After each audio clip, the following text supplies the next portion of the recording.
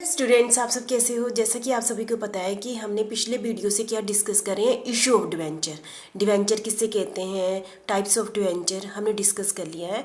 आज हम डिस्कस करेंगे कि जो डिवेंचर इशू हम करेंगे, इशू ऑफ डिवेंचर। ठीक है, इशू ऑफ डिवेंचर आपको पहले ही बताया था मैंने कि इशू ऑफ डिवेंचर की सभी एंट्री सेम टू सेम वैसी ही है जैसे इशू ऑफ शेयर की होती है। ठीक है, तो जब हम यहाँ पर 3 टाइप्स के लिए हम डिवेंचर इशू करते हैं, जैसे कि आप स्क्रीन पर देख रहे हैं, फॉर कैश। यदि हम डिवेंचर क्यों इशू करते हैं पब्लिक को, क्योंकि हमने उसके बदले में क्या लेना होता है, कैश लेना होता है। ठीक है, तो दूसरा है हमारा for consideration other than cash, मतलब कि हमने किसी से कोई चीज़ ले ली, उसको उसके बदले में क्या दे दिया, डिवेंचर दे दिया। कैश देने की बजाय हमने क्या दे दिया, डिवेंचर दे दिया। जैसे हमने शेयर में नहीं किया था, फर्नीचर ले लिया और वेंडर को क्या दे दिए, शेयर दे दिए। वैसे ही सेम टू सेम है, हमने फर्नीचर ले लिया और उसको क्या दे दिए, डिवेंचर दे दिए। ठीक है, तो पहला पॉइंट क्या था, हमने कैश के बदले डिवेंचर दिए। दूसरा पॉइंट क्या है, हमने कोई चीज़ लेने के बदले क्या दे दिए, डिवेंचर दे दिए। और थर्ड है हमारा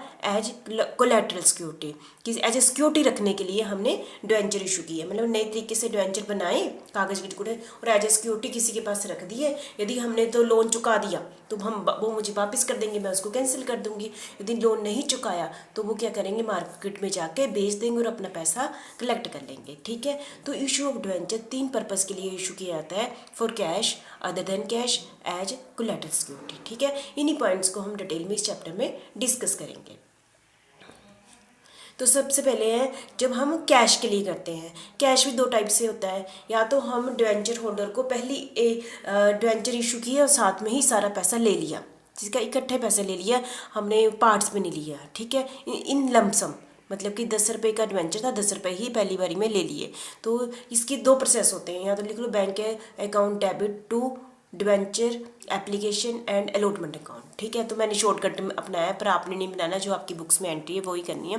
तो इसकी एंट्री क्या होगी, यदि हमने लमसम पर किया तो एक ही entry, bank account debit to debenture account. ठीक है, बैंक अकाउंट यहाँ चला गया, बैलेंस शीट की साइड चला गया बैंक, और लाइबिलिटी साइड क्या चला गया, डिवेंचर।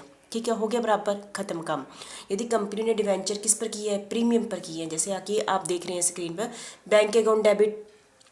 और आपको इतना तो पता है कि डिवेंचर में हमेशा, जैसे शेयर कैपिटल में और डिवेंचर में, ये वाले अकाउंट में हमेशा फेस वैल्यू आती है या फिर कॉल्ड अप वैल्यू आती है। ठीक है, तो यदि यहाँ पर सीधे वहाँ पर लिख दिए 10 रुपये, यदि बैंक में जितना पैसा मिला है, हो सकता है 11 रुपये मिल गया, यदि मतलब एक्स्ट्रा मिल गया। एक्स्ट्रा क्यों मिलता है, प्रीमियम होता है, तो उसको हम क्या कह देते हैं, डिवेंचर प्रीमियम अकाउंट। ठीक है, ये आपको पता है। और थर्ड है हमारा, जब कंपनी ने किस पर इशू किया है, डिवेंचर प्रीमियम अकाउंट है ना, इसको हम बैलेंस शीट में कहाँ दिखाते हैं, यहाँ साथ में बताते हैं, रिजर्व एंड सरप्लस हेडिंग के अंडर दिखाते हैं, ये आप सभी को पता ही है। ठीक है, और नेक्स्ट है हमारा बैंक, जब हमने डिस्काउंट पर इशू किया है। मैंने एक ही स्लाइड पर आपको 3 टॉपिक बता रही हूँ।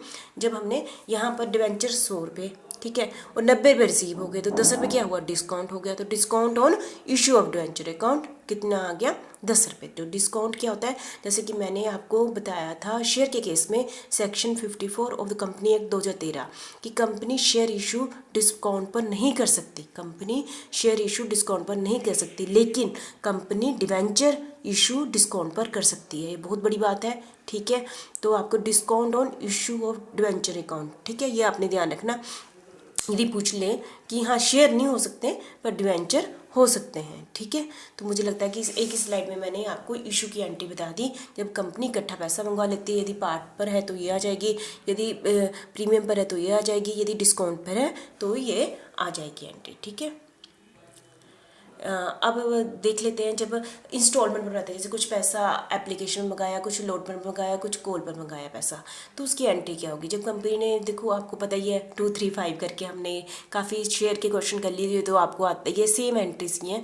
तो पहली एंट्री एप्लीकेशन की, bank account debit to debenture application account. ठीक है, फिर उसके बाद उसको हम किस अकाउंट में डाल देते हैं, debenture application account debit to debenture account. ठीक है, पहली एंट्री होगी, ये ड्यू थी, ये पहले रिसीव करते हैं ना एप्लीकेशन के टाइम में। इसमें वैसे भी वर्किंग नोट बनाने हैं, जैसे कि मैंने शेयर के केस में आपको बताया था। ठीक है, दूसरी होती है अलॉटमेंट। अलॉटमेंट का मतलब क्या होता है, एक्सेप्टेंस, जैसे आपको मैंने बिजनेस लॉ में भी बताया था, debenture allotment account debit to debenture account. यहाँ पर कहने का मतलब है अलॉटमेंट ड्यू हुआ है, ठीक है।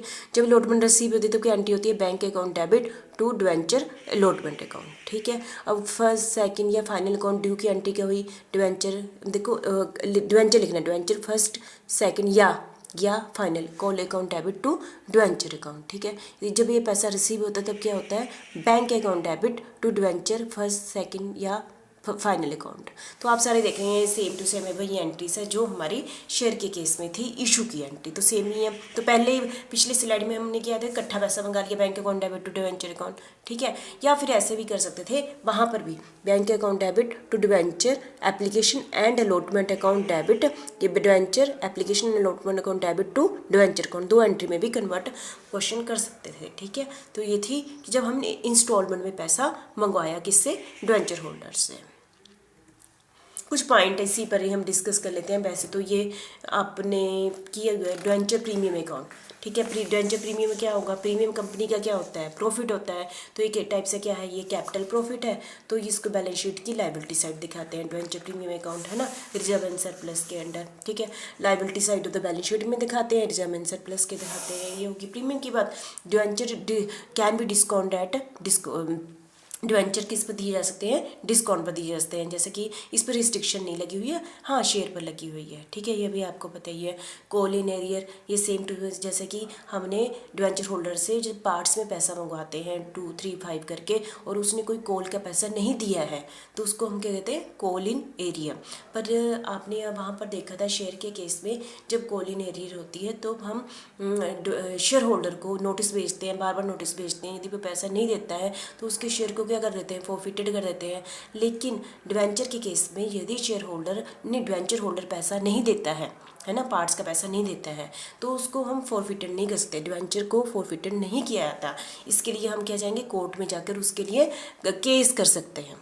कॉल इन एरियर के लिए डिवेंचर के केस में क्या कर सकते हैं, कोर्ट में जाकर केस कर सकते हैं, ठीक है।